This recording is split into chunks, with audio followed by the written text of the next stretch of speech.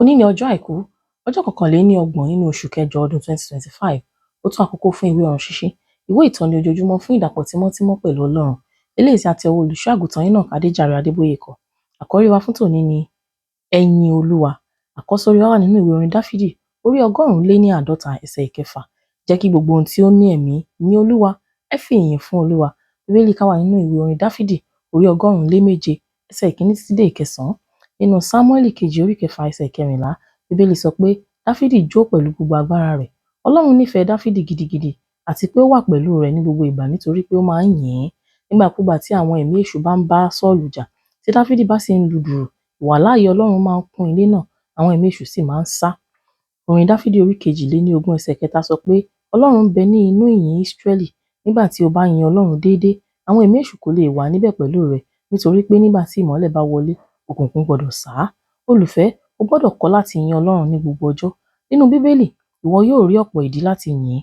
Nínú Genesis orí 17 ẹsẹ̀ ìkíní, Ọlọ́run pe ara rẹ̀ ní Jehovah El-Shaddai, Ọlọ́run tó ju ohun gbogbo lọ. Nínú Genesis orí 18 ẹsẹ̀ ìkẹsàn sí dé ìkẹrìnlá, àti Jeremiah orí 22 ẹsẹ̀ ìkẹtàdínlọ́gbọ̀n, ó ṣe àfihàn ara rẹ̀ gẹ́gẹ́ bí Ọlọ́run gbogbo ẹran ara, pẹ̀lú ẹni tí kò sí ohun tí kò ṣeé ṣe. Nínú Ẹ́kísódù orí 15 ẹsẹ̀ ìkẹrìndínlọ́gbọ̀n, ó fi ara hàn gẹ́gẹ́ bí Olúwa tó ń ṣe ìwòsàn, nítorí pé ó jẹ́ oníṣègùn ńlá.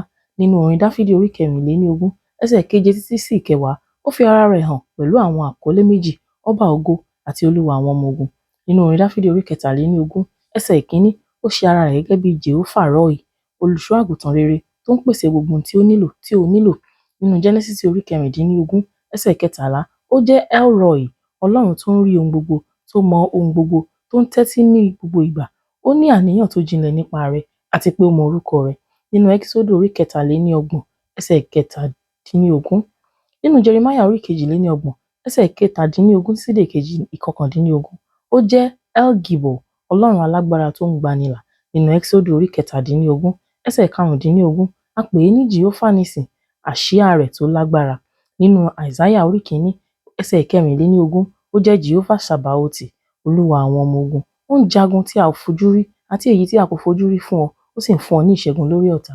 Gẹ́gẹ́ bí Ìsíkẹ́lì orí 52 ẹsẹ̀ karùndínlógójì ṣe sọ, ó jẹ́ Jehovah Shammah, ẹni tó wà pẹ̀lú wa nígbà gbogbo. Ó máa ń wà níbi gbogbo ìgbà tí o bá nílò rẹ̀. Kì í tóògbé, bẹ́ẹ̀ ni kì í sùn. Èyí wà nínú ìwé orin Dáfídì orí 121 ẹsẹ̀ ìkẹrin. Ó jẹ́ àlùfáà àti Omega ìgbé ayé rẹ̀. Ìfihàn orí 21 ẹsẹ̀ ìkẹfà.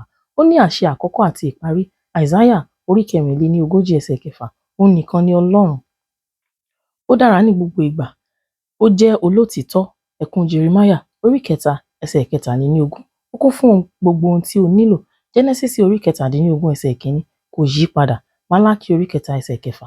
Ọlọ́run jẹ́ olùtùnú rẹ̀. Jòhánù orí 14 ẹsẹ̀ kẹrìndínlógún. Olùgbàlà rẹ̀. Sámúẹ́lì kejì orí 22 ẹsẹ̀ kejì. Olùrànlọ́wọ́ rẹ̀. Orin Dáfídì orí 54 ẹsẹ̀ kẹrin. Olùkọ́ rẹ̀. Jòhánù orí 14 ẹsẹ̀ kẹrìndínlọ́gbọ̀n. Agbára rẹ̀ àti orin rẹ̀. Ẹ́kísódù orí 15 ẹsẹ̀ kejì. Ó jẹ́ ìrànlọ́wọ́ rẹ̀ tó wà ní ìgbà ìṣòro. Orin Dáfídì orí 50 ẹsẹ̀ ìkíní. Ó ń pèsè gbogbo ohun tí o nílò gẹ́gẹ́ bí ọ̀rọ̀ rẹ̀ nínú ògo. Fílípì orí 4 ẹsẹ̀ 19, àti pé ó ń ṣe ohun tó ju gbogbo ohun tí o lè béèrè tàbí rò lọ. Éfésù orí 3 ẹsẹ̀ 20. Ó gbà ọ́ là àti pé yóò pa ọ́ mọ́ títí dé òpin. Júdà orí 1 ẹsẹ̀ 24. Olùfẹ́, ó ní ìmí nínú rẹ̀, nítorí náà ó ní gbogbo ìdí láti yin Ọlọ́run. Kókó ìṣe, sọ di àṣà láti máa yin Ọlọ́run fún oore rẹ̀ àti iṣẹ́ ìyanu rẹ̀ ní ọjọ́ gbogbo.